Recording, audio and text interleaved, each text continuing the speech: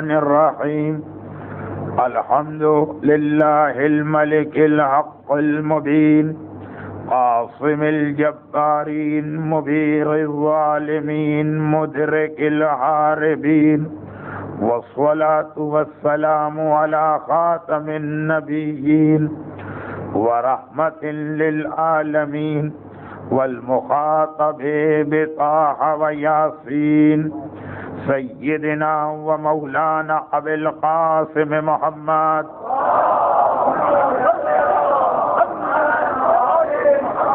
وآله وأهل بيته الطيبين الطاهرين المعصومين المظلومين المنتجبين الميامين لا سيما على الإمام المنتظر والحجة الثاني عشر اللهم عجل له الفرج ولعنة الله على أعدائهم من الأزل إلى الأبد أما بعد فقد قال الله عز وجل في كتابه المبين بسم الله الرحمن الرحيم وإذ يرفع إبراهيم القواعد من البيت وإسماعيل ربنا تقبل منا إنك أنت السميع العليم ربنا واجعلنا مسلمين لك ومن ذريتنا أمة مسلمة لك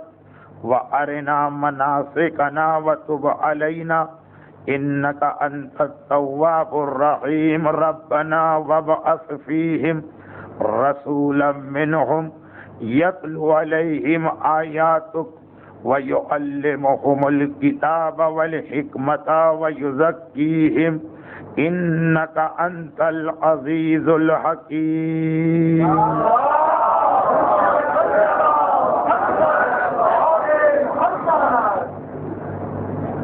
ایام اذا کے اس چوتھے عشرے اور ماہ سفر کے پہلے عشرے کے لیے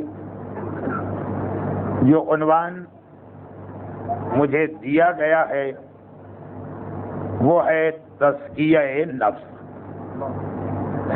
یہ یاد دلا دیا جائے کہ سال گزشتہ بھی اسی عنوان پر گفتگو کرنے کی کوشش کی گئی تھی، لیکن جیسا کہ اکثر میرے ساتھ ہو جاتا ہے کہ تمہید میں مجلس مکمل ہو جاتی ہے اگر ایک مجلس پڑھی جا رہی، اور اگر عشرہ ہو تو 7، 8، 9 مجالس میں جا کے تمہید ہوتی ہے، پتہ چلا کہ کل آخری مجلس۔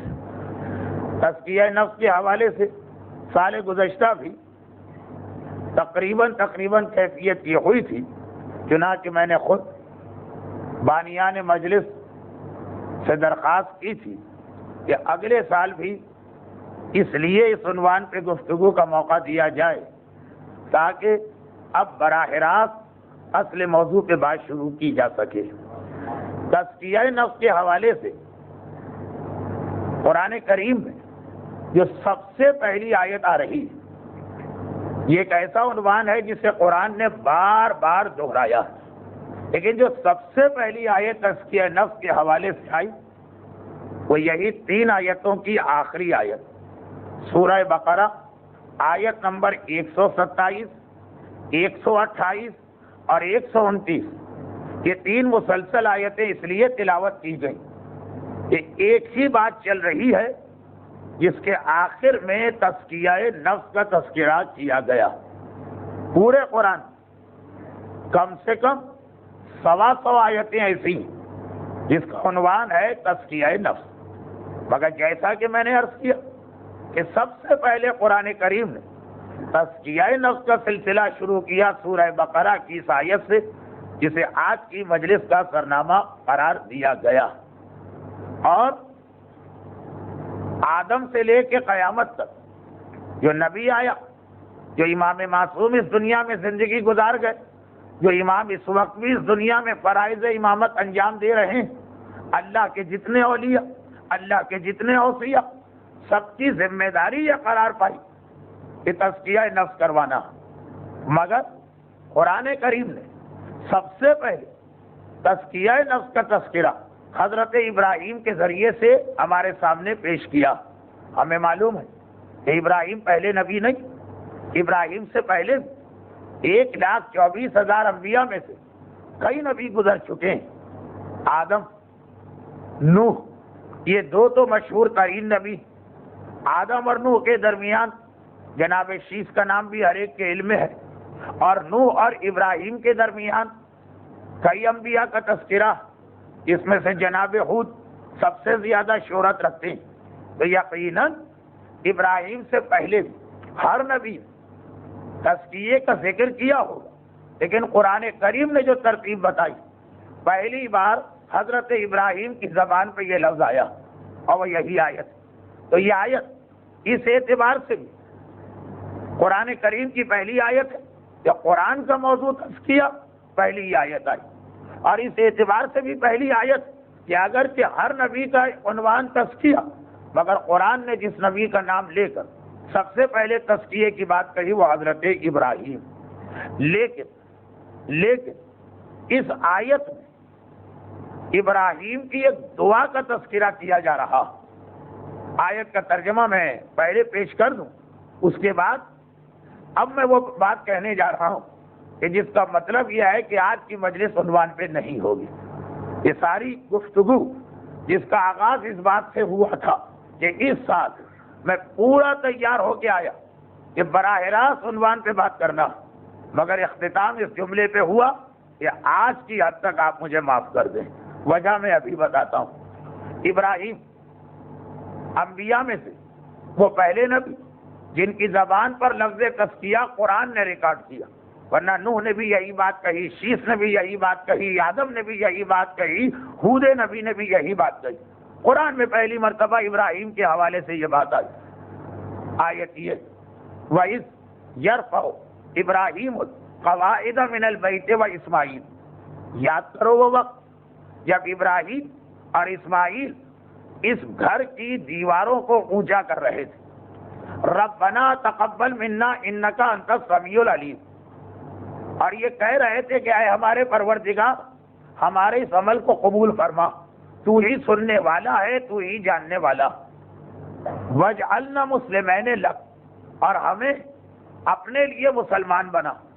ایک مقصد ہے اس لفظ کا، میں نے یہ غلط اردو نہیں پڑھی، لیکن یہاں پہ مسلمان بنا ان معنوں میں نہیں ہے کہ آدمی کافر ہے تو وہ کہے کہ اب میں مسلمان ہونا چاہتا ہوں. ایک اور مفہوم ہے اس کا، انشاءاللہ ترجمے کی منزل کے بعد جب تشریح کی منزل آئے گی تو وضاحت کی جائے گی. ربنا دعا چل رہی ہے، دعا ابراہیم پہلی آیت سے شروع ہوئی، تیسری آیت کے اختتام پر پہنچی، تیسری آیت پر اختتام پذیر ہوئی. ربنا وجعلنا مسلمین لک، اور ہمیں اپنے لیے مسلمان بنا. ومن ذریتنا امتا مسلمتا لک، اور خالی ہم ہی نہیں، ہمیں وہ ذریت عطا فرما جو تیرے لیے مسلمان. وارنا مناسکنا، اور ہمیں ہمارے مناسک اور عبادت کے طریقے دکھا. وتوب علینا، اور ہماری توبہ کو قبول فرما. انکا انت التواب الرحیم، بے شک تو ہی توبہ قبول کرنے والا اور رحمت نازل کرنے والا. ربنا وابعث فیہم رسولا منہم، اور اے خدا ان لوگوں انہی میں سے ایک رسول کو اس طرح سے مبعوث فرما کہ یتلو علیہم آیاتوں کا، ان پر وہ تلاوت کرے تیری آیتیں. وَيُعَلِّمُهُمُ الْكِتَابَ، اور ان کو کتاب کی تعلیم دے. والحکمت، اور حکمت کی تعلیم دے. بچے بھی یہاں بیٹھے ہیں، حکمت سے کہیں ان کے ذہن میں ہندوستان و پاکستان کے حکیم حضرات اور وہ مختلف دواخانوں کے اشتہار نہ آ جائیں، اسی لیے میں لفظ کو بدل دیتا ہوں. اور انہیں تعلیم دے کتاب و حکمہ. اگر ہم تے کو نہ پڑھیں تو شاید وہ غلط فہمی نہ ہو. وَيُزَكِّيهِمْ، اور وہ ان کے نفس کا تزکیہ کرے. انک انت العزیز الحکیم، بے شک تو ہی عزت و حکمت والا. یہ آیت، تین آیتیں جس میں سے 2.5 آیتیں ابراہیم کی دعا، آخری پوری آیت دعا، اس سے پہلے والی پوری آیت دعا، اور سب سے پہلے والی آیت آدھا خدا کی طرف سے تاریخی واقعے کا بیان ہے اور آدھی ابراہیم کی دعا، وَإِذْ يَرْفَعُ إِبْرَاهِيمُ الْقَوَاعِدَ مِنَ الْبَيْتِ، یہ پروردگار کی جانب سے ایک اطلاع دی جا رہی تاریخ کی۔ یاد کرو وہ وقت جب ابراہیم اور اسماعیل گھر بنا رہے تھے، اور پھر اسی آیت کا آخری حصہ ربنا تقبل منا انک انت السمیع العلیم، قرآن میں تزکیہ، اتنی دعاؤں کے آخر یہ لفظ استعمال کیا کہ یہ ساری باتیں اللہ اگر قبول بھی کر لے تب بھی نامکمل ہے انسان، نامکمل ہے نبی کا مشن، نامکمل ہے دعا، جب تک کہ نفس کے تزکیے کی منزل نہ آئے۔ اب تشریح اور وضاحت ہوتی رہے گی، مگر پہلی مرتبہ قرآن کریم میں جہاں تزکیے کا لفظ آیا وہ بھی حکم کے اعتبار سے نہیں آیا، دعا کی شکل میں آیا۔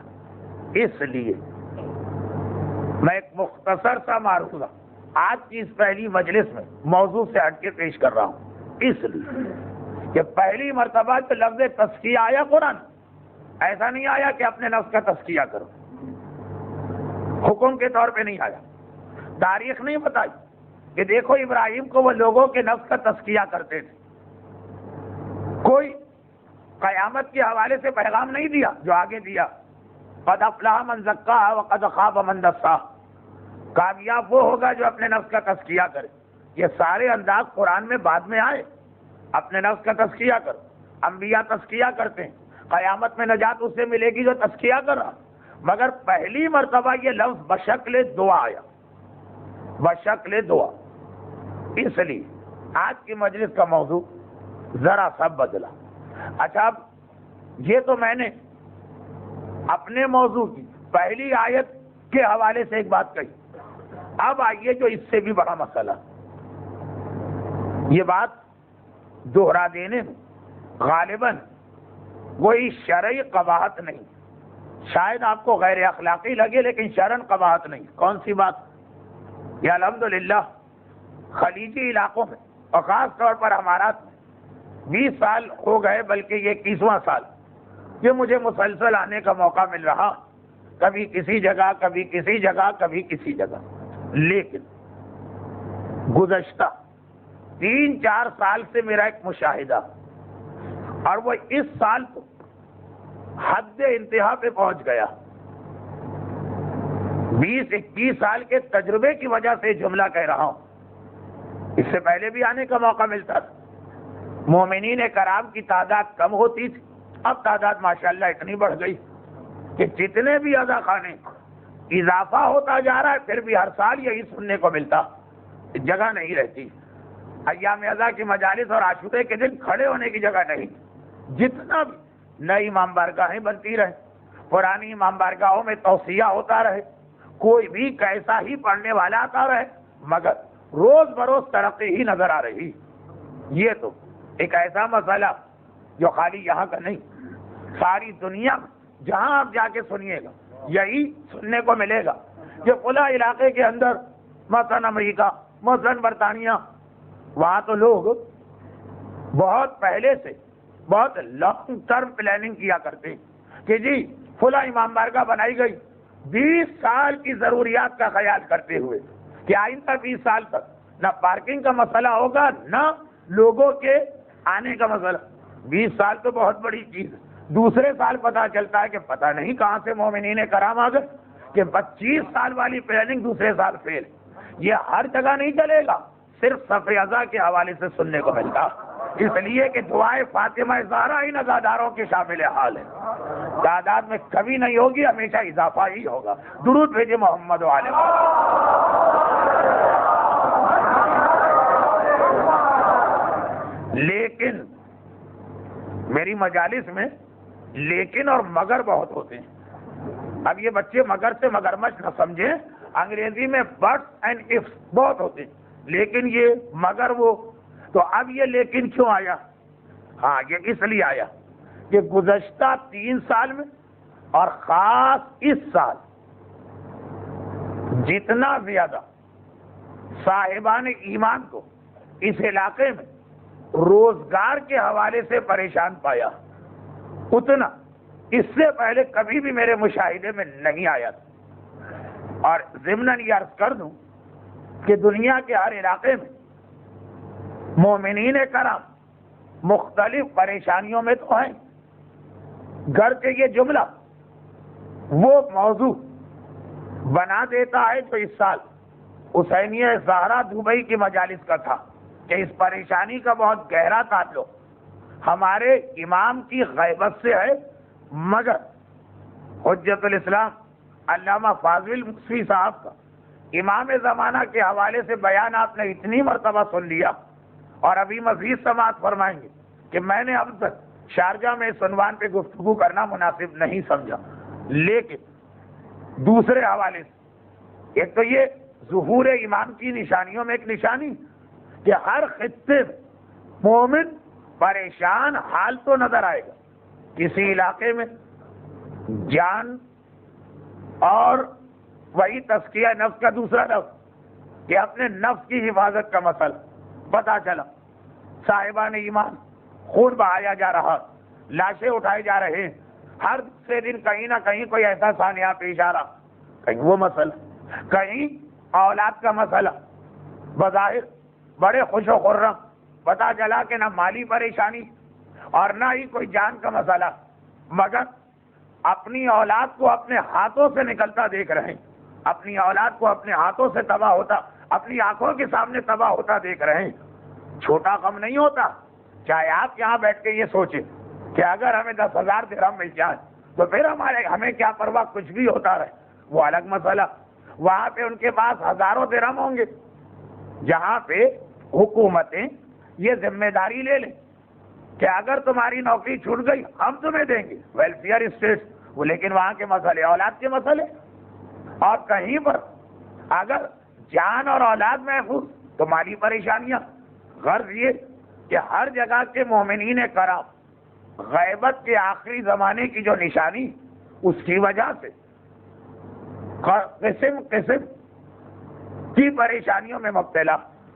اب جہاں جان کا مسئلہ ہے وہاں اس حوالے سے بات کرتا ہوں، اور جہاں اولاد کا مسئلہ ہے وہاں اس حوالے سے بات کرتا ہوں، لیکن یہاں پر فی الحال جو سب سے زیادہ مسئلہ میں نے پایا، بمشکل تمام مجھے اس دفعہ 10 دن ہوئے، 10 دن، لیکن ان 10 دنوں میں اگر 150 مومنین کرام سے ملاقات ہوئی تو 140 کی زبان پر مالی پریشانیوں کا بیان ہے۔ روزگار نہیں ہے اور لوگ بیٹھے ہیں، روزگار تھے اور پتہ چلا کہ بڑے اطمینان کے ساتھ روزانہ کے معمول کے مطابق آفس پہنچے اور وہاں معطلی اور برخاستی کا پروانہ رکھا ہوا، کاروبار یہ حالت کہ نفع تو درکنار، جو اتنے سالوں کا جمع شدہ اثاثہ ہے اس میں سے خرچ کرنا پڑ رہا، اور جو ابھی بظاہر ان پریشانیوں سے محفوظ، تو حالات ایسے کہ ہر وقت ایک فکر کے عالم میں، کل کا کچھ پتہ نہیں، کسی وقت ایسی پریشانی آ سکتی۔ میں نے عرض کیا کہ ہر جگہ کے مسئلے الگ ہیں، یہ مسئلہ میں نے اس سال یہاں پہ سب سے زیادہ پایا۔ اب دو باتیں اس حوالے سے آج کی مجلس میں عرض کرنا۔ پہلی بات جو میں 3 دفعہ اب تک کہہ چکا ہوں اور اسی بات کو ایک اور حوالے سے عرض کر رہا ہوں، وہ یہ کہ بھائی غیبت کے آخری زمانے میں تو یقیناً یہ مسئلہ مومنین کرام کے لیے پیش آنا ہی آنا نہیں، یہ میں نے غلط کہہ دیا۔ اگر مومن غیبت کو ختم کر دے، آج اپنے امام کو بلا لے تو ساری پریشانیاں یا سارے مسائل ختم ہو جائیں گے، مگر چونکہ ہمیں اس مسئلے میں کوئی دلچسپی ہی نہیں، ہم امام کے حالات سننا چاہتے ہیں، پیشین گوئیاں سننا چاہتے ہیں، اگر کہیں پہ ہمیں پتہ چل جائے کہ امام رہتے ہیں وہاں دوڑ کے جانا چاہتے ہیں، مگر جو اصل مسئلہ ہے نا وہ حل نہیں کرنا چاہتے کہ کس طرح سے امام کو فوراً بلا لے۔ یہ اگر کوئی کہہ دے کہ مولانا تو یہ تو ہمارا مسئلہ ہی نہیں ہے، یہ تو اللہ کے ہاتھ میں، یہ بھی غلط، یہ بھی غلط، یہ ہمارے اختیار میں، یہ ہمارے ہاتھ میں۔ ہم چاہیں تو ہمارا امام مزید 5000 سال نہ آئے، اور اگر ہم چاہیں تو ہو سکتا ہے کہ آج کی رات کی غیبت کی آخری رات بنے، صبح سویرے امام تشریف فرماؤ۔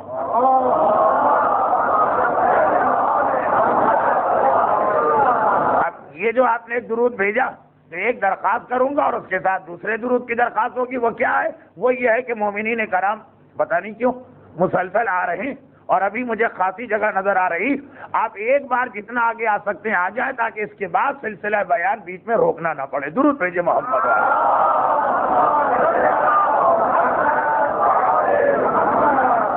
تو یہ ایک جملہ کہ ہمیں اس سے دلچسپی نہیں، یعنی کتنی عجیب بات۔ حالات امام سننے میں ہر ایک کو دلچسپی۔ یہ بھی میں اپنا 20 سال کا تجربہ بیان کرتا ہوں۔ جہاں گیا، جس خطے میں گیا، اگر زمانے کے امام کا تذکرہ چھیڑ دیا، پھر دیکھیے مومنین کرام کی دلچسپیاں۔ لیکن ہر حوالے سے دلچسپی ہے، ذرا سی اگر نسبت ہو جائے کہ بھائی دنیا میں کھلا علاقہ، وہاں پہ امکان ہے کہ شاید امام ہو، ایسا مومنی توجہ اور احتیاط کے ساتھ اس کی فلمیں دیکھتے ہیں۔ یہی امام بارگاہ بھی اس کی گواہی دے رہا کہ ایام ازا کے پہلے 10 دنوں کے علاوہ اتنا رش کسی اور مجلس میں تھا جتنا اس مجلس میں تھا۔ جو میرے محترم دوست حجت الاسلام علامہ فاضل مصفی صاحب قبلہ کے حوالے سے آپ کو یاد ہوگی، مگر اصل مسئلہ سوچنے کو تیار نہیں کہ بھائی یہ سب حالات سننا اور دلچسپی لینا اور غور کرنا، بلانا بھی ہے ان کو کہ نہیں بلانا۔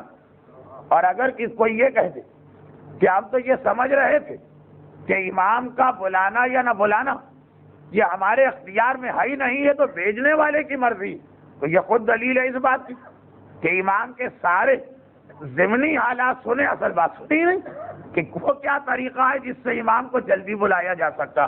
دیکھیے یہ میرا موضوع نہیں، بات بہت لمبی ہو جائے گی۔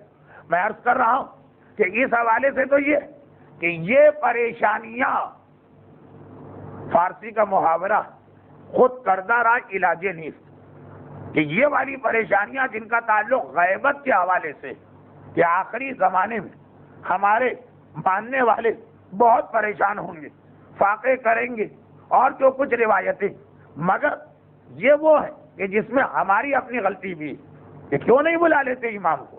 لیکن اس کے علاوہ اب یہ جملہ اگر کسی کے لیے اب تک واضح نہیں ہوا تو بس ایک چھوٹی سی مثال دے کے آگے بڑھ جاؤں، تاکہ یہ نہ ہو کہ مولانا نے بالکل فرضی اور ہوائی بات کہی ہوئی تھی اور کچھ سمجھایا بھی نہیں اور آگے چلے گئے۔ بہت احتیاط کے ساتھ اس لیے کہہ رہا ہوں کہ چونکہ ابھی حسینیہ زہرا میں اس عنوان پہ ذرا بات ہو چکی اور کچھ مومنین کرام یہاں کی مجلس کر کے وہاں پہنچتے تو ان کے ذہن میں بھی یہ خیال آئے گا کہ وہ ساری پرانی باتیں دوہرا دیں۔ اس لیے بہت مختصر ایک بات بتائیے، کیا کوئی ایسی دعا آپ مانگ سکتے ہیں جو پتہ چلے کہ آپ کے بس میں ہی نہیں ہے، اختیار میں نہیں ہے، وہ کام ہو ہی نہیں سکتا؟ کوئی امپاسبل یا ناممکن کام کی دعا عقل میں آتی؟ ایک سوال، مثلا پہلے ہی دن ایسا واقعہ کیوں سنا دوں کہ سارا مجمع اپنے دل میں کہے کہ واہ، نام تو ہے صادق اور ممبر پہ بیٹھ کے اتنے بڑے بڑے جھوٹ بولتے ہیں کاذب، لیکن پھر بھی سن لیجئے، یہاں اتنے سارے اور الزامات لگتے ہیں تو یہ لگ جائے گا تو کیا فرق پڑے گا؟ اگرچہ یہ واقعہ بھی میں پڑھ کے آیا ہوں، لیکن میں نے کہا نا میں مختصر تکرار کر رہا ہوں۔ لندن نہیں، یہ ہمیشہ غلطی سے زبان پہ آ جاتا، یو کے، انگلینڈ، وہاں کے کسی علاقے کا ایک واقعہ، یعنی فرضی بات نہیں، میرے ساتھ پیش آیا۔ جگہ کا نام اس لیے نہیں لیتا ہوں کہ بعض اوقات ان علاقے والوں کو پتہ چلے تو ناراض ہو جائیں گے کہ مولانا ہمارے علاقے کی توہین کر کے چلے گا۔ اب انگلینڈ مجالس کے لیے جہاں جانا ہوتا، وہ تو فطری بات ہے کہ صاحبان ایمان دیگر مسائل کے علاوہ اپنی ذاتی پریشانیاں بھی بیان کرتے ہیں۔ ہاں، اتنا بڑا مسئلہ کبھی نہ ہوا جیسا اس سال روزگار کے حوالے سے یہاں پیش آ رہا، لیکن بہرحال عام انداز سے کہ مولانا فلاں پریشانی ہے، کوئی دعا بتا دیجئے، کوئی تعویذ بتا دیجئے، کوئی طریقہ بتا دیجئے۔ چنانچہ انگلینڈ میں، اور یہ 2 سال پہلے ہی کی بات ہے، بہت پرانی بات نہیں، ایک برادر محترم آئے، کہا مولانا اولاد کے لیے بہت پریشان، نہیں ہو رہی اولاد، مجھے بیٹا چاہیے اور نہیں مل رہا، مجھے دعا بتائیے۔ اچھا، اب جو 2-4 باتیں کچھ روایتوں میں آئی ہیں، کچھ بزرگوں کے تجربات ہیں، کچھ علماء کرام سے حاصل کیا، انہیں بتا دیا کہ یہ حضرت زکریا کی دعا ہے، اسے آپ پڑھا کریں، اور یہ فلاں دعا ہے، اسے آپ پڑھا کریں۔ ایک ایک کر کے میں نے جس دعا کا نام لیا، کہا یہ تو پڑھ رہا ہوں، کوئی نتیجہ نہیں۔ اچھا یہ دوسری دعا، کہا یہ بھی پڑھ رہا ہوں، کوئی نتیجہ نہیں۔ اچھا وہ تیسری دعا، کہا وہ بھی پڑھ چکا ہوں، کوئی نتیجہ نہیں۔ اب ہو سکتا ہے کبھی ایسی منزل آ جائے کہ دعاؤں میں اثر اس لیے نہ ہو کہ جو جملہ میں اس واقعے کے بعد کہنے والا ہوں کہ پروردگار کی ایک مسئلہ ہے کہ دعائیں بھی کبھی کبھار ظاہری اعتبار سے ناکام ہوتی ہے، ویسے کوئی دعا کبھی ناکام ہوتی نہیں ہے ظاہری اعتبار سے۔ میں نے کہا شاید ایسا مسئلہ، اب کیا کیا جائے؟ میں نے اپنی مجبوری ظاہر کہ اس سے زیادہ میرے پاس معلومات نہیں، اور یہ کہا کہ اچھا میں جاؤں گا پاکستان، اپنے بزرگوں سے، اپنے اساتذہ سے، اور اگر موقع ملا تو حوزے کے علماء سے رابطہ کروں گا، کوئی نئی بات پتہ چلی آپ تک پہنچاؤں گا۔ کہہ لیں گے اچھا بہت شکریہ، آپ نے اتنا وقت دیا، اتنی بات سنی، اچھا خدا حافظ۔ ایک سوال میرے ذہن میں آ گیا کہ ذرا یہ تو پوچھ لوں کہ جب میں کسی اور کو ان کا مسئلہ بتاؤں گا تو ضرور پوچھیں گے کہ یہ تو پوچھ لوں کہ یہ شادی کو کتنا عرصہ ہوا کہ اتنی مایوسی ہو گئی، 14 سال، 18 سال، 20 سال، 22 سال، 10 سال۔ میں نے ایک مرتبہ پوچھ لیا کہ یہ بتا دیجیے، کیونکہ یہ تو مجھے آگے معلومات دینا ہوں، شادی کو کتنا عرصہ ہوا؟ حیرت کے ساتھ مجھے دیکھا مولانا آپ مذاق کرتے، مذاق کیا کیا؟ میں نے اتنا پوچھا ہے کہ شادی کو کتنا عرصہ ہوا؟ کہا ابھی تو میری شادی ہی نہیں ہوئی۔ سر پکڑ کے بیٹھ گئے، تو یہ شادی نہیں ہوئی ہے تو آپ آدھے گھنٹے سے جو اپنا اور میرا وقت ضائع کر رہے تھے کہ یہ دعا اور وہ دعا اور یہ پڑھ رہا ہوں اور وہ پڑھ رہا ہوں، یعنی جملہ تو مجھے یہ کہنا چاہیے تھا، جو بہرحال اس لیے نہیں کہا کہ شاید غلط ہو۔ میرا تو کیا، اتنے مہینوں سے آپ اللہ کا جو وقت ضائع کرتے پھر رہے ہیں کہ یہ دعا بھی پڑھ رہے ہیں، وہ دعا بھی پڑھ رہے ہیں اور وہ دعا بھی پڑھ رہے ہیں۔ ہمارا تو آدھا گھنٹہ لیا نا، وہ تو کہہ رہے ہیں کہ فلاں دعا 6 مہینے سے چل رہی، فلاں 9 مہینے سے چل رہی، فلاں 1 سال سے، یہ جو آپ اللہ کا اتنا وقت ضائع کرتے پھر رہے ہیں۔ لیکن خیر کیا کہوں، پہلے تو مجھے یقین نہیں آیا، میں کسی دیہات اور انتہائی پسماندہ علاقے کے، حتیٰ افریقہ کے جنگل میں رہنے والے سے بھی یہ توقع نہ کروں، اور انگلینڈ کا ایک پڑھا لکھا آدمی، مولانا بھی شادی ہی نہیں ہوئی ہے۔ ارے تو شادی نہیں ہوئی ہے تو اولاد کیسے ہو جائے گی؟ کہا کیا خدا قادر مطلق نہیں ہے؟ اب وہ مجھ سے سوال کر رہے، اب تک میں سوال کر رہا تھا وہ جواب دے رہے تھے، اب وہ سوال کر رہے، ہاں قادر مطلق تو ہے، اور کیا حضرت مریم کو اولاد نہیں دی بغیر شادی کے؟ میں نے کہا آپ کا کیس حضرت مریم کا کیس ذرا فرق ہے، ٹیکنیکل فرق ہے، ذرا غور تو کیجیے گا۔ کہا نہیں بھائی، جب ہمارا یہ عقیدہ، کچھ الفاظ میرے ہوں گے لیکن مفہوم، تو آخر میں نے کون سی ایسی بات کہہ دی؟ اچھا یہ سارا مجمع بچوں سے لے کے بڑوں تک یا ہنسے یا چہروں پہ مسکراہٹ آئی، کیوں؟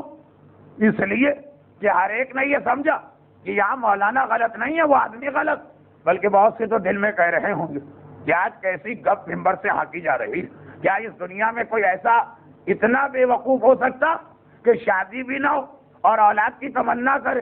اب واقعے کو رکھیے ایک طرف، اتنا کہہ دوں کہ ہاں یہ واقعہ سچا ہے اور کسی اور سے بھی نہیں سنا، میرے ساتھ پیش آیا ہے، اور یہ 2 سال پہلے کے ایام ازا کی بات۔ لیکن اس واقعے کے اندر اتنی عجیب بات آپ کو کیا لگی کہ بیان کرنے والے کو بھی لوگ جھٹلا دیتے ہیں؟ ایک ہی بات تو لگی نا کہ اس نے ایک ایسی خواہش ظاہر کی کہ جو ناممکن نہیں ہے۔ بات اس کی صحیح ہے کہ کیا اللہ قادر مطلق نہیں، یہ بات ناممکن نہیں ہے، لیکن جو خدا نے اس کائنات کا ایک نظام بنایا اس میں یہ کبھی نہیں ہوتا کہ آدمی شادی نہ کرے اور آسمان سے ایک بچہ ٹپک پڑے، یا رات کو خواب ملے کہ فلاں درخت میں ایک بچہ پیدا ہوا اس کو توڑ کے لے آؤ۔ قادر مطلق خدا، مگر ایک نظام جو بنایا ہے اس میں یہ باتیں نہیں چلتی۔ تو کیا نتیجہ نکلا؟ نتیجہ یہ نکلا کہ بعض دعائیں ممکن بھی ہیں، تب بھی عقل کہتی ہے کہ یہ مسئلہ دعا کا نہیں۔ تو اگر کوئی کام ناممکن ہو اس میں تو دعا بالکل غلط، جیسے یہاں پہ آپ نے سنا نا کہ بغیر شادی کے اولاد نہیں ہوگی، ممکن بھی ہے، لیکن آپ اور مثال بھی تھی تاریخ میں جو ان صاحب نے حوالہ دے دیا جناب مریم کا، اس کے باوجود آپ نے کہا کہ ایسا ہوتا نہیں۔ اور اگر کوئی آدمی دعا کرے اور یہ شکایت کرے کہ دعا قبول نہیں، تو آپ کہتے ہیں کہ غلطی خدا کی نہیں ہے، نعوذ باللہ دعا کرنے والے کی، ٹھیک ہے نا؟ اب آئیے، جب سے آپ نے ہوش سنبھالا اس وقت سے ایک دعا آپ کر رہے ہیں، بلکہ شاید یقیناً ہوش سنبھالنے سے پہلے ہی یہ دعا آپ سن رہے ہیں، بلکہ اور پیچھے جائیے، شکم مادر میں تھے تب بھی یہ دعائیں آپ ایک دعا سن رہے ہیں۔ آپ دعا کا مطلب کیا؟ اگر یہ ناممکن بات ہے جس کی دعا کی جا رہی ہے، تو کیا ہمیں اس دعا پر اسی طرح نہیں ہنسنا چاہیے جیسے شادی کے بغیر اولاد کی دعا کرنے والے پہ ہم ہنس رہے ہیں؟ کیا دعا مانگ رہے ہیں؟ اجل اللہ تعالی ظہور، اجل اللہ الاجل الاجل الاجل، اس کا کیا مطلب؟ خدا بندہ میرے امام کو جلدی ظاہر کر دے۔ اگر ظہور امام ایک تاریخ کو طے شدہ ہے کہ خدا ان کو فلاحی تاریخ کو ظاہر کرے گا، اس سے پہلے امام ظاہر نہیں ہو سکتے، تو یہ دعا کس بات کی مانگی جا رہی؟ ساری زندگی جو دعا آپ نے مانگی ہے، کبھی اس پہ غور کیا ہے کہ وہ دعا پیغام کیا دے رہی؟ دعا پیغام یہ دے رہی کہ امام کا آنا یقینی ہے، اور اللہ نے ایک وقت مقرر کیا، شیطان سے کہا تھا نا وقت معلوم، شیطان سے کہا گیا وقت معلوم، لیکن یہ دعا کے ذریعے ہمیں بتایا گیا کہ تم چاہو تو امام کو وقت سے پہلے ظاہر کر سکتے ہو۔ الاجل کا مطلب ہی یہ ہے کہ خدا بندہ جلدی بھیج دے۔ جلدی کا مطلب کیا؟ جو ان کا وقت ظہور ہے اس وقت نہیں، اس سے پہلے بھیج دے۔ اجل اللہ کا مطلب کیا؟ کہ اگر مومن چاہے تو اپنے امام کو جو اللہ نے وقت مقرر کیا اس سے پہلے بھی ظاہر کر سکتا ہے، مگر غور ہی نہیں کیا، توجہ ہی نہیں دی۔ دعا جب اس انداز سے مانگی جائے کہ ساری زندگی مانگی، ساری زندگی سنی، شکم مادر سے سنی، اور یہ پتہ نہ ہو کہ کیا کہہ رہے ہیں، تو ایسی دعائیں کہاں قبول ہوں گی؟ اٹھا کے پھینک دی جائیں گی۔ یہ دعا کا ایک اصول بنا۔ آئیے اپنے اس پورے پرانے جملے کو مکمل کرو۔ وہ کیا؟ وہ یہ کہ آخری زمانے میں صاحبان ایمان کے جتنے بھی مسئلے وہ بہت زیادہ ہیں، بہت زیادہ۔ فرمایا آخری زمانے میں ایک آدمی حرام کے 70 درہم کمانا چاہے گا، آسانی سے کما دے گا، حلال کا 1 درہم اس کو نہیں ملے گا۔ آخری زمانے میں جلتی ہوئی آگ ہاتھ میں لے کے کھڑا رہنا آسان ہے، اپنے ایمان کو بچا لینا مشکل۔ آخری زمانے میں اس طرح سے دنیا ہمارے چاہنے والوں کے خون کی پیاسی بنے گی کہ اگر وہ کسی درخت پہ جائیں، پتھر کے نیچے چھپے جزیرے میں بیٹھ جائیں، حتیٰ جانور کے بل میں چلے جائیں، وہاں بھی جا کے ان کا خون بہایا جائے گا۔ آخری زمانے میں ابھی وہ مرحلہ تو آیا ہی نہیں ہے، اور خدا کرے کبھی نہ آئے۔ آخری زمانے میں مومنین کی جان، ان کا ناموس اور عزت اور ان کی اولاد ہر وقت خطرے میں رہے گی۔ مومن خائف وجل مترحب، یہ امام کا جملہ، ہر وقت خوف زدہ، ہر وقت پریشان حال، ہر وقت دشمن کے انتظار میں رہے گا، صبح سے شام۔ یہ ساری چیزیں جو بتائی گئی، لیکن میں نے کہا کہ یہ خود کردہ راہ علاجی نہیں، اس میں حالات اور دشمنوں کا جتنا حصہ ہے، کچھ حصہ ہمارا اپنا بھی ہے۔ اچھا، اب اگر ایک مومن کہہ دے کہ مولانا میں تو ان میں نہیں ہوں نا، میں تو چاہتا ہوں، اجتماعی مسئلے میں سے حل نہیں ہوتے۔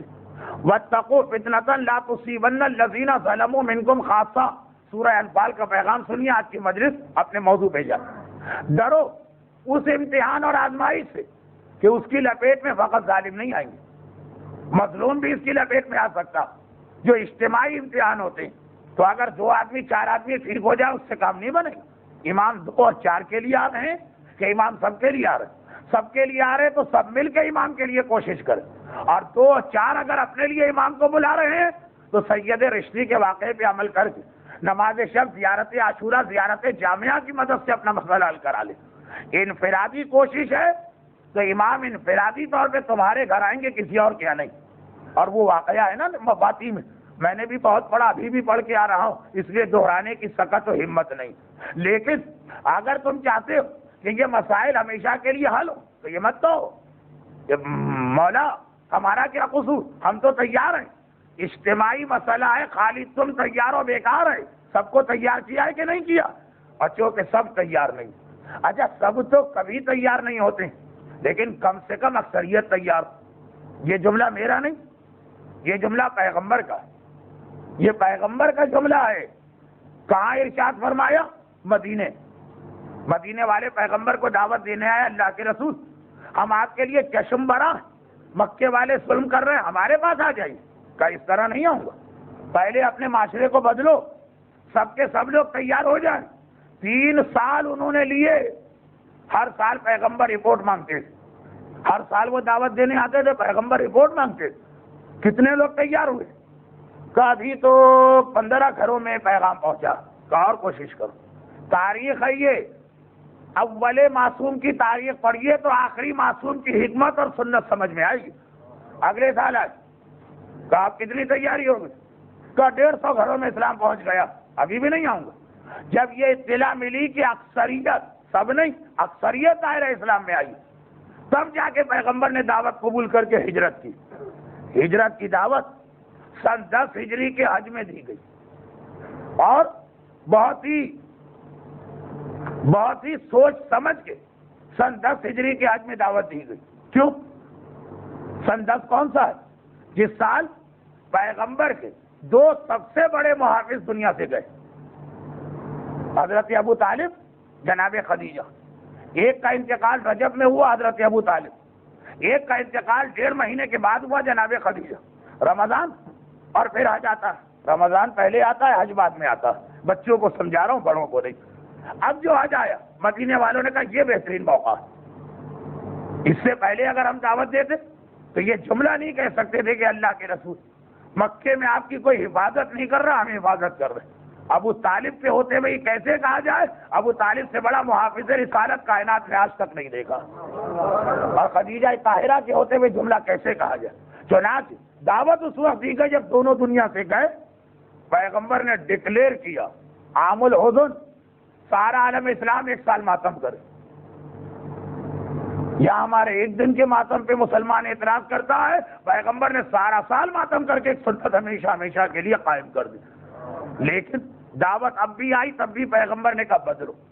اچھا ہمارے امام کون ہے؟ آخری معصوم. خالی یہ جملہ کافی نہیں، خالی یہ جملہ کافی نہیں.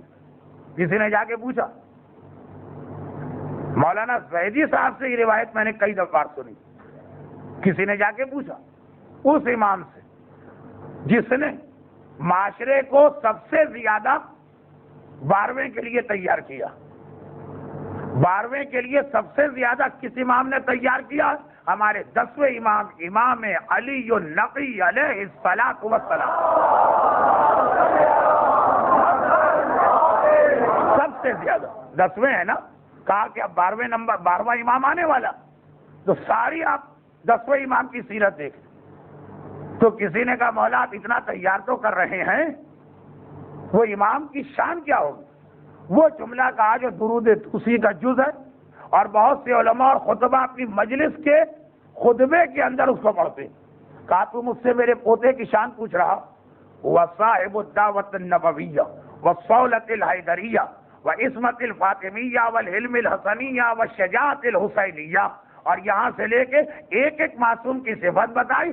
پہلا جملہ صاحب الدعوت النبویہ، وہ نبی کی طرح سے دین پھیلانے والا.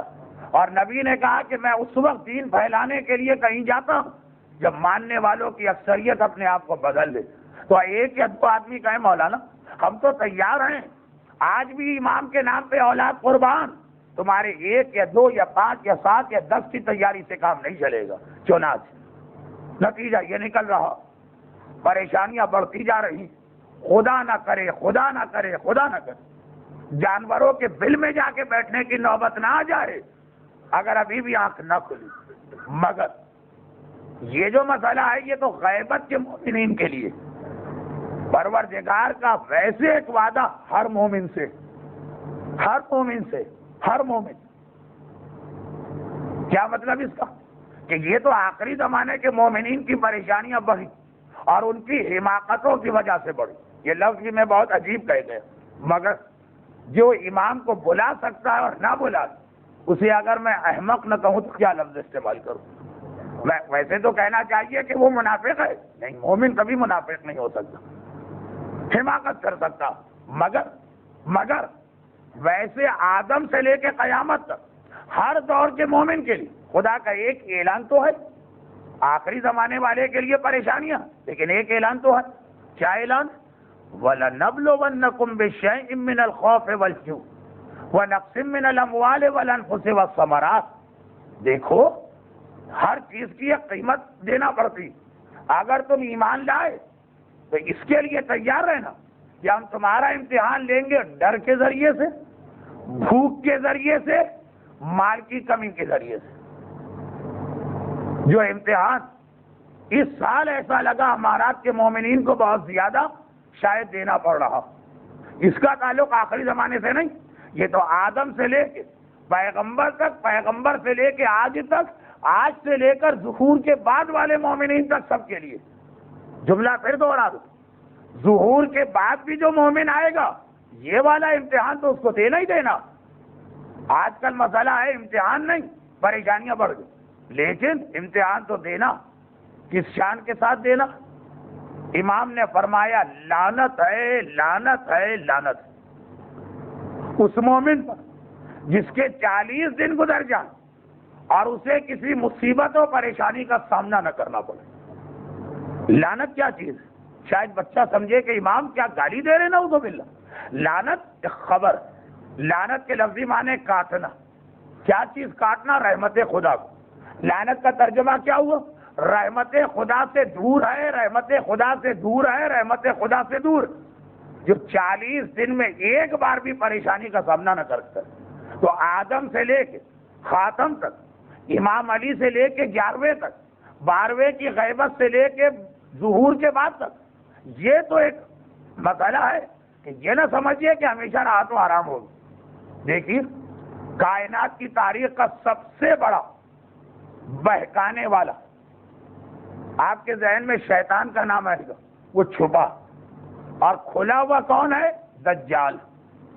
دجال ہر ایک کو معلوم ہے، بلکہ خالی دجال بھی لوگ نہیں کہتے، کانا دجال. دجال یہ کب آئے گا؟ یہ امام کے بعد آئے گا، امام سے پہلے نہیں آئے گا. یعنی امام کی حکومت قائم ہو گئی، ماننے والے سمجھے اب تو راحت و آرام ہے، اب مصیبت تو نہیں آئے گی، امتحان چلے گا. دجال بعد میں آ رہا، اور اتنا بڑا دجال کا فتنہ کہ دعا ہمیں سکھائی گئی جو ہم نے پڑھنا بھول گئے. اعوذ باللہ من فتنۃ الدجال. اے خدا، میں تیری پناہ چاہتا ہوں دجال کے فتنے سے. یہ کب ہے؟ امام کے بعد. تو یہ جو ایک مسئلہ ہے نا کہ آج کل پریشانیاں زیادہ غیبت کی وجہ سے، لیکن ویسے امتحان ہر دور میں دینا ہے، چاہے امام خود کیوں نہ ہو، اور خاص طور پر اس میں مال کا امتحان. کیوں؟ رسول نے فرمایا سنو آسا ان یکون کفرا. پیٹ کا امتحان اتنا بڑا ہے کہ آدمی کو کافر بنا دیتا. لوگ سمجھتے ہیں نا کہ بھائی یہ امتحان اتنا بڑا نہیں، کہا یہ پیٹ کا امتحان کافر بنا دیتا. لیکن یہ تو ہو گئی بات کہ اس آزمائش سے گزرنا. کوئی حل بھی ہے، کوئی راستہ بھی ہے؟ کہا کہ ہاں، ہمیں کچھ خاص دعائیں بتائیے. اور آج کی مجلس کا عنوان دعائے ابراہیم کے حوالے سے یہی چیز ہے کہ اب جو پریشانی آپ کے ذہن پہ بہت زیادہ ہے، وہ اپنی جگہ ایک طرف، ہو سکتا ہے کہ یہ امتحان کی وجہ سے ہو سکتا ہے کہ آخری زمانے میں ہماری حماقت کی وجہ سے، مگر دونوں میں اللہ نے یہ لکھا ہوا کہ بعض لوگ اگر دعا مانگ لیں، امتحان ہے تو امتحان واپس لے لوں گا، اگر ان کی غلطی بھی ہے تب بھی اسے معاف کر دوں گا. ہو سکتا ہے کہ ہماری ساری پریشانی دعا کے اوپر رکی ہوئی ہو، لیکن سوال یہ کیا دعا مانگے؟ 2 حدیثیں سن لی. نہیں، پہلے ایک چھوٹا سا واقعہ سنا دو. کیسٹوں کی شکل میں آپ نے سن لیا ہوگا تو میں ذمہ دار نہیں.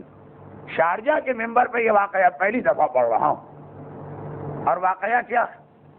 کہا جاتا کہ قرآن کریم میں ایک ایسی آیت ہے جو مولا ہر اس آدمی کو صبح کی نماز کے بعد 10 مرتبہ پڑھنے کی تاکید کرتے تھے جس سے رزق کی کوئی پریشانی ہو۔ سورہ طلاق کی دوسری اور تیسری آیت، تیسری پوری، دوسری آدھی۔ آج کی مجلس حضرت ابراہیم کی دعا سے شروع، جو 2.5 آیتوں میں آئی، 2.5، نہ پورے 2 نہ پورے 3۔ یہ والی جو میرے مولا دعا بتایا کرتے تھے ان لوگوں کو جو روزگار کی پریشانی میں مبتلا، یہ 1.5 آیت ہے۔ سورہ طلاق قرآن کریم کا سورہ نمبر 65 پارہ نمبر 28، بالکل آخر پارے میں۔ دیکھیے اب ایسا نہ ہو کہ میں 1-2 دعائیں بتا رہا ہوں تو پھر مجھے تو اللہ سے مانگنا پڑے کہ پروردگارہ ان مہربانوں سے ذرا مجھے بچا لے۔ ایک دعا میں نے حسینیہ زہرا میں پڑھی، وہ آج میں یہاں پڑھوں گا، لیکن نتیجہ یاد رکھیے 150 مومنین کرام نے کو یہ دعا لکھ کے دینا پڑی۔ میرا ہاتھ شل ہو کے رہ گیا، اب میں کسی دعا کی تلاش میں تھا کہ میرا ہاتھ دوبارہ کام کرنے کے قابل ہو جائے۔ وہ یہ جو ہے، یہ ایسا نہ ہو کہ خود ایک مسئلہ میرے لیے بن جائے۔ کیسٹ بھی ہے، آپ سن بھی رہے ہیں اور کہیں سے اطلاع بھی آ گئی ہوگی۔ سورہ طلاق آیت نمبر 2 پوری نہیں، بیچ سے، کہاں سے؟ بسم اللہ الرحمن الرحیم، وَمَن يَتَّقِ اللَّهَ يَجْعَل لَّهُ مَخْرَجًا وَيَرْزُقْهُ مِنْ حَيْثُ لَا يَحْتَسِبُ۔ جو اللہ سے ڈرتا ہے اللہ اس کے لیے مخرج بناتا ہے۔ یہاں تو آپ مخرج کے لفظ سے اچھی طرح واقف، جب آدمی کو نکلنا ہو باہر کا، اللہ اس کے لیے ایگزٹ بناتا۔ وَيَرْزُقْهُ مِنْ حَيْثُ لَا يَحْتَسِبُ، اور ایسی جگہ سے رزق عطا کرتا ہے کہ وہ گمان بھی نہیں کر سکتا تھا، سوچ بھی نہیں سکتا تھا۔ آیت کا ترجمہ ہی مومن کو ہلا دینے کے لیے کافی۔ اور یہاں سے لے کے یہ دوسری آیت کا آدھا ٹکڑا، اور پھر تیسری پوری آیت پڑھیں، قَدْ جَعَلَ اللَّهُ لِكُلِّ شَيْءٍ قَدْرًا، البتہ اللہ نے ہر چیز کے لیے ایک وقت رکھا۔ یہ بھی اس آیت میں شامل ہے، یعنی تھوڑا سا ہمیں بے صبری سے روکا گیا، زیادہ بے صبر نہ بننا، ہر چیز اپنے وقت پر، صحیح طریقے سے دعا مانگو خلوص کے ساتھ، تو دینے والے کے خزانے میں کمی نہیں۔ آدھا گلاس پانی چاہیے، بہت نہیں مجھے نہیں چاہیے، بہت 1 گلاس پانی چاہیے۔ کس کو؟ ایک خاتون کو، کیا نام ہے؟ حاجرہ۔ کیوں چاہیے؟ اپنے بیٹے اسماعیل کے لیے۔ اسماعیل ایڑیاں رگڑ رہا ہے، پیاس سے بری حالت، شیرخوار بچہ، کون سا اسے پوری ٹنکی یا ٹینک یا کوئی 16 گیلن کا بڑا سا بڑی سی بوتل، آدھا گلاس بچے کے لیے بہت، اس سے بھی کم مانگا، اور اس خلوص کے ساتھ مانگا کہ پروردگار نے دیا، اور اتنا دیا کہ نمبر 1 ماں بھی گھبرا گئی، چیخ کے کہا زم، اے پانی رک جا، اے پانی رک جا، گھبرا گئی، اتنا ضرورت سے زیادہ۔ اور پھر ایسا ملا کہ ایک بچے کے لیے آدھا گلاس پانی چاہیے تھا، دعا کے خلوص کا نتیجہ نکلا کہ 4000 سال گزر گئے، ساری دنیا یہ پانی استعمال کر رہی، اب تک کوئی کمی واقع نہیں ہو رہی۔ وَيَرْزُقْهُ مِنْ حَيْثُ لَا يَحْتَسِبُ، ایسی جگہ سے دے گا اور اتنا دے گا کہ تم سوچ بھی نہیں سکتے ہو۔ بس شرط یہ ہے کہ دعا میں خلوص ہو، توجہ پوری ہو، اللہ پہ بھروسہ ہو، اور اتنا صبر ہو جتنا حاجرہ میں تھا۔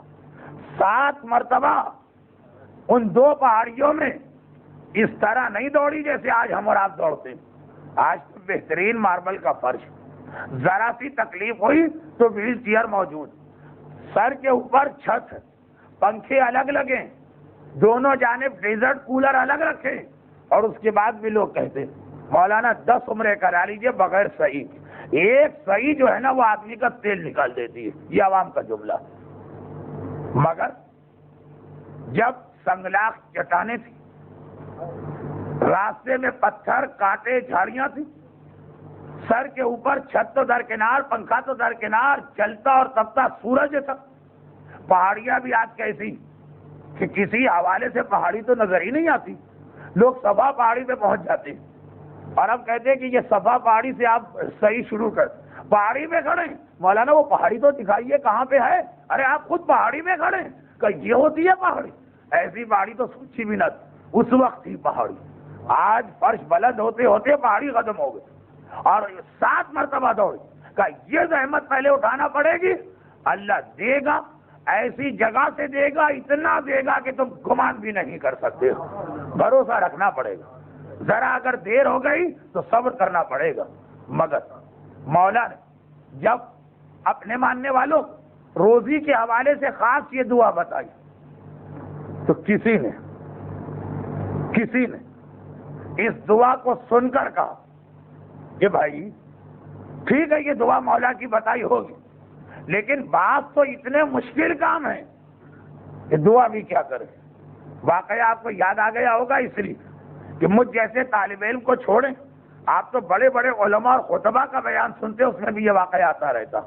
وہ جملہ یاد آ گیا نا کہ جسے جب یہ دعا پہنچائی گئی کہ ہمارے مولا کی دعائیں پڑھو، تو کہا کہ میں مولا کا احترام کرتا ہوں اگرچہ اس کو امام نہیں مانتا، مگر میرے مسئلے کو دعا کیسے حل کرے گی؟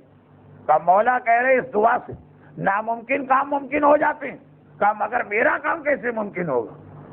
بتانے والے نے کہا پڑھ کے تو دیکھ لو، نقصان کیا؟ اور پھر آپ نے دیکھا کہ کیا ہو گیا۔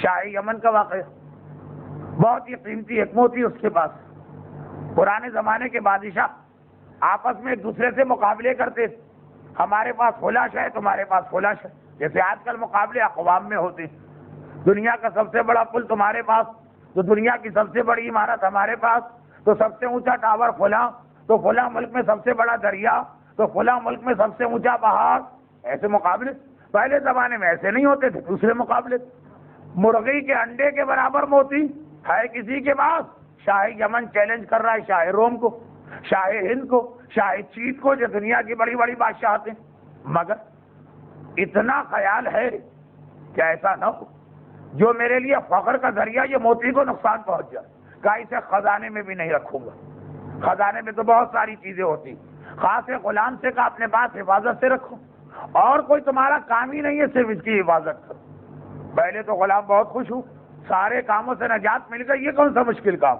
مگر ایک دن چھوٹے بچے نے دیکھا، تڑپ کے کہا کہ بابا ذرا میرے ہاتھ میں دینا۔ اب بادشاہ کی ضد، بچے کی ضد، اور جو سب سے بڑھ کر آپ کا مسئلہ ہے عورت کی ضد، کون اس کا مقابلہ کر سکے؟ کسی کے بس میں نہیں ہے، اڑ گیا بچہ۔ گھر والوں نے بھی کہا کہ بھائی خاص طور پہ عورتوں نے، ارے ایک لمحے کے لیے دے دو، ہم سب کھڑے کیا ہو جائے، اور اونی ہو کے رہی، ہاتھ سے گرا اور ٹوٹ گیا۔ کیا ٹوٹا؟ کیا گویا پورا گھر ٹوٹ گیا، کیونکہ بادشاہ نے کہا تھا زن بچہ کو پلوا دوں گا، تم ہی نہیں تمہاری بیوی بچے گھر خاندان سب تباہ۔ اب صرف اتنا سا مسئلہ کہ تھوڑی سی مہلت مل گئی، اس لیے کہ یہ روز روز کو تھوڑی موتی منگوایا جاتا، جب کوئی بڑا مہمان آ جائے، کوئی وزیر، کوئی سفیر، کوئی بادشاہ، جتنے دن اب کوئی نیا مہمان نہیں آتا اتنے دن تک تو مسئلہ دبا۔ مگر یہ بھی زیادہ پریشانی ہوتی، جو ہونا ہے ایک دن ہو جائے آریا پار، خالی آدمی ڈرتا رہے پتہ نہیں کب موت آ رہی، کب موت آ رہی، وقت سے پہلے مر جاتا۔ دوستوں نے دیکھ لیا، یہ وہ دوست رہا نہیں، ہنسنا چھوٹ گیا، بولنا چھوٹ گیا، کھانا چھوٹ گیا، وہ محفلیں نہ رہی۔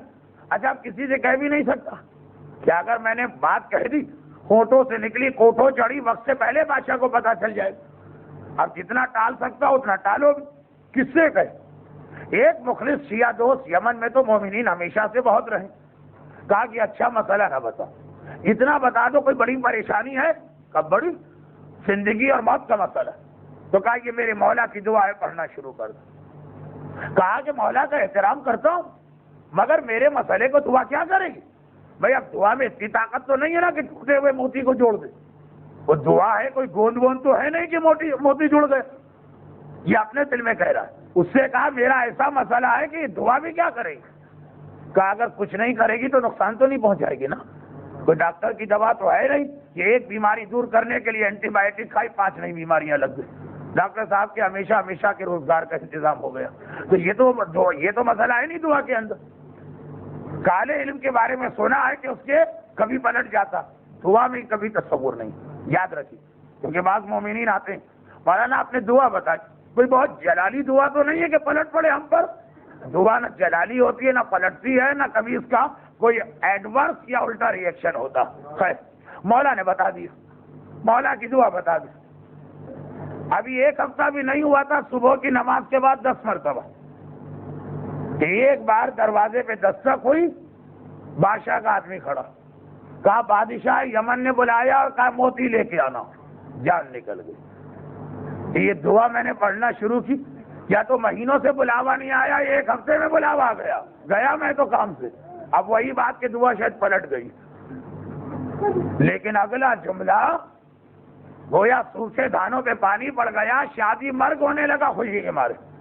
اگلا جملہ کیا تھا؟ یہ تو اپنی پریشانی میں لگ گئے، تو ذرا اس کو حالات زمانہ پتہ نہ چلے. بادشاہ کی ایک ہی بیٹی تھی اکلوتی، اور وہ بیمار پڑی اور ہر طبیب کا علاج ناکام ہو گیا، مرنے کے قریب تھی.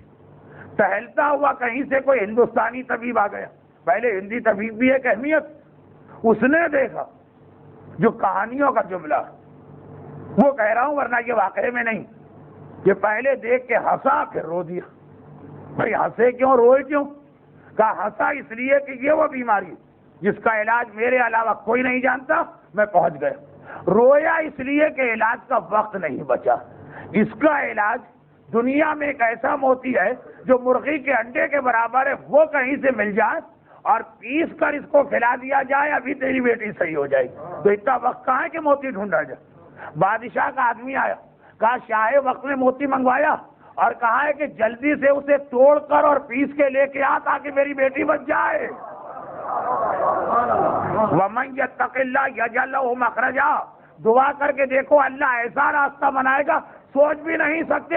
بے اختیار کہا آج میں نے مانا کہ حیدر کرار مشکل کشا ہے، میرا اتنا بڑا مسئلہ اس انداز سے حل کر.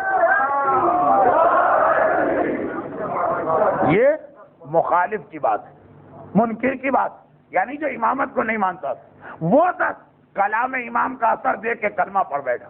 آپ حضرات تو سب کے سب نسلوں میں، رگ و پے میں، نس نس میں، رگ رگ میں محبت علی بھری. مولا کے اس فرمان پہ عمل کیجئے، ساری پریشانیاں، یعنی یہ جملہ آپ کو برا تو لگے گا لیکن حقیقت ساری پریشانیاں مولا کے حوالے کر دیجئے، آپ کو خوش اور مطمئن بیٹھنا. علی والا اس طرح سے بیٹھتا ہے جیسے بچے کی حالت کہ باپ اور ماں کے پاس گیا، اپنی پریشانی بھول گیا، میرا مسئلہ وہ حل کریں گے، مجھے کیا پریشانی. اسی انداز سے ایک یہ اور ایک دوسری خاص بات یہ مجھے اپنے بزرگوں سے ملی. سرکار ناصر الملت علی اللہ مقام ہو، ہندوستان پاکستان ایک تھا، غیر منقسم ہندوستان کی کتنی عظیم روحانی شخصیت. میرے خاندان کا چونکہ ان کے خاندان سے بڑا گہرا ربط رہا، ایک خاص دعا عام طور پہ ہر ایک کو بتاتے نہیں، کیونکہ دعاؤں کو جب ضرورت سے زیادہ استعمال کر لیا جائے تو اہم دعائیں اپنا اثر کھو دیتی. امن یجی، وہ دعا کہ اگر مردے میں بڑھی جائے تو شاید وہ بھی زندہ ہو جائے، لیکن اتنا زیادہ ہم اس کو پڑھنے لگے جب ہم کہتے ہیں کہ اس سے تو چھوٹے چھوٹے مسئلے بھی حل نہیں ہوتے، تو کچھ خاص دعائیں روک کے رکھی جاتی اگر یہ دیکھا جائے کہ عوام اسے غلط استعمال کریں.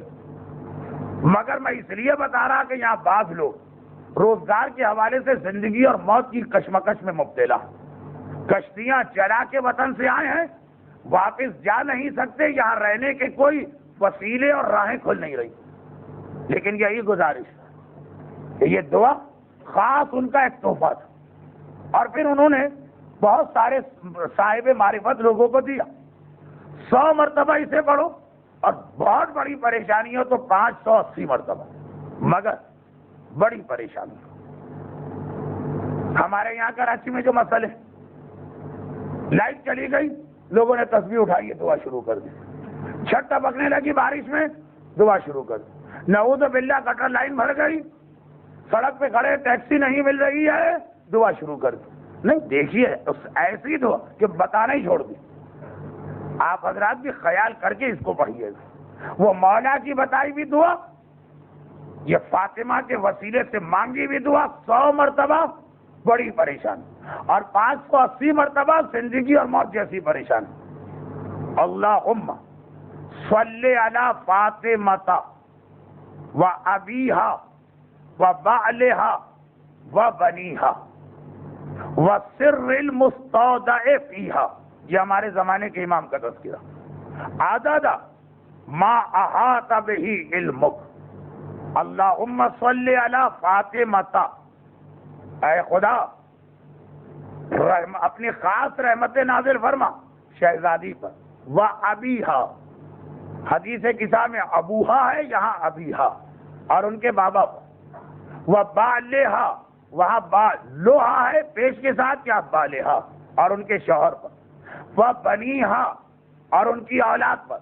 و بنوہا ہے یا بنی. و سر المستودع فیہا، اور اپنے اس خاص راز پر جسے بطور امانت ذات سیدہ میں رکھا گیا.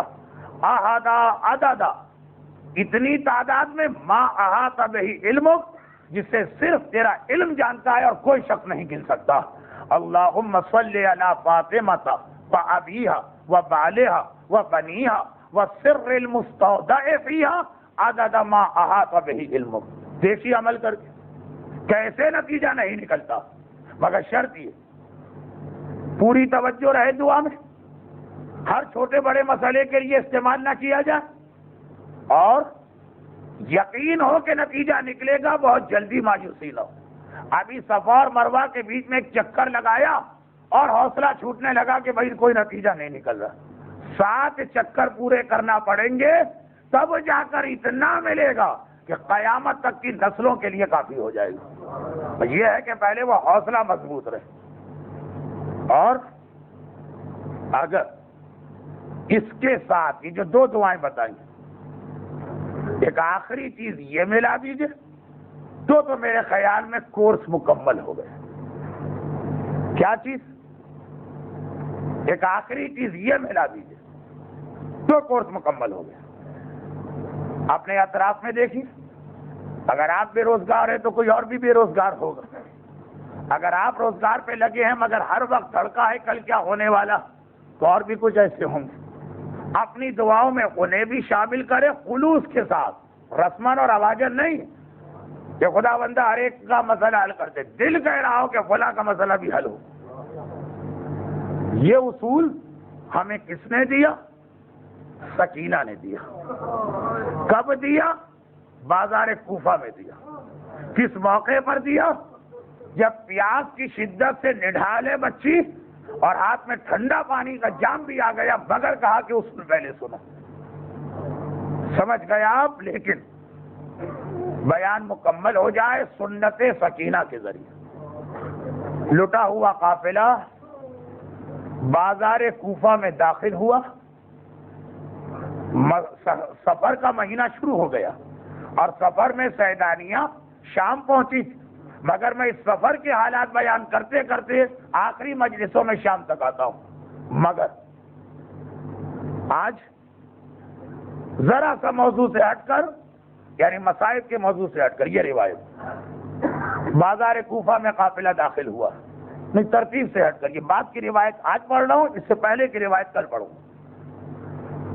ابن زیاد کا حکم آ گیا قصر صاحب قافلے کو روک دے، بھرے بازار میں روک، آگے نہ لے کے آ. پوچھا گیا کیوں؟ قافلہ شہر میں آ گیا، ہم آپ کے محل آ رہے ہیں. کہا 2 باتیں. نمبر 1، بہت بڑا جشن اور خوشی کا موقع ہے، ہم دربار سجا رہے ہیں، ابھی سجاوٹ مکمل نہیں ہوئی، روک دو. اور دیکھو روکنا بھی کسی ایسی جگہ نہیں کہ جہاں لوگ نہ ہو. جو میرا دل چاہتا ہے، ابن زیاد کا جملہ آپ کس دل سے سنیں گے؟ کہا میرا دل اس سے نہیں بھرا کہ علی کی بیٹیاں ایک مرتبہ بلوہ عام سے گزر گئی، اتنی دیر انہیں کھڑا کرو کہ ایک ایک آدمی اچھی طرح سے محمد کی نواسیوں کا تماشا دیکھ لے. اتنی دیر. میرا غیرت مند امام پورے کربلا، کوفہ اور شام میں کہیں معجزہ نہیں دکھایا. حسین اس وقت جب یہ منظر دیکھا، اتنی دیر میری بیٹیوں کو کھڑا کیا گیا کہ ہر کس و ناقص نگاہ ڈال رہا، نو کے نیزہ پر غیرت حسینی بیدار تو تھی، معجزے کی شکل میں ڈھل گئی. ایک مرتبہ قرآن کی تلاوت شروع کر دی. کیوں؟ سارا مجمع میری جانب دیکھے، میری زینب، میری سکینہ، میرے گھر کا حرم رباب و لیلا نامحرموں کے آنکھوں سے بچ جائے. اتنا سخت مسئلہ تھا. یہ تو بعد میں پڑھوں گا کہ آقا عباس تو یہ بھی برداشت نہ کر سکا. حسین معجزہ کہیں نہ دکھایا, زینب کو نامحرموں سے بچانے کے لیے معجزہ دکھایا. نامحرموں کی توجہ ادھر. زینب کا اونٹ جس گھر کے قریب رکا, یہ ایک مومنہ ام حبیبہ کا گھر, اسے کچھ پتا نہیں کہ کیا ہوا. حکم حاکم پہنچا, کل باغی لائے جا رہے ہیں, ہر عورت اپنے مکان کی چھت پہ اور ہر مرد باہر سڑک پہ کھڑا ہو. یہ بھی آ کے بیٹھ گئے. عجیب منظر دیکھا. میرے گھر کے قریب جو اونٹ رکا, ایک بی بی سفید بالوں سے چہرہ چھپائے بیٹھی ہے اور ایک ننھی سی 3 سال کی بچی ان کی گود میں سر رکھے لیٹی. ایک مرتبہ بچی نے سر اٹھایا, اور سر اٹھایا تو ام حبیبہ 2 چیزیں تو وہیں سے دیکھے. رخسار پہ تماچوں کی نیل نظر آنے لگے, کانوں میں جمع ہوا خون دکھائی دینے لگا. اور ایک بار بچی نے کہا, پھوپھی اماں کیا یہاں بھی مجھے پانی نہ ملے گا؟ دیکھیے میں کتنی پیاسی ہوں. زینب کیا جواب دے؟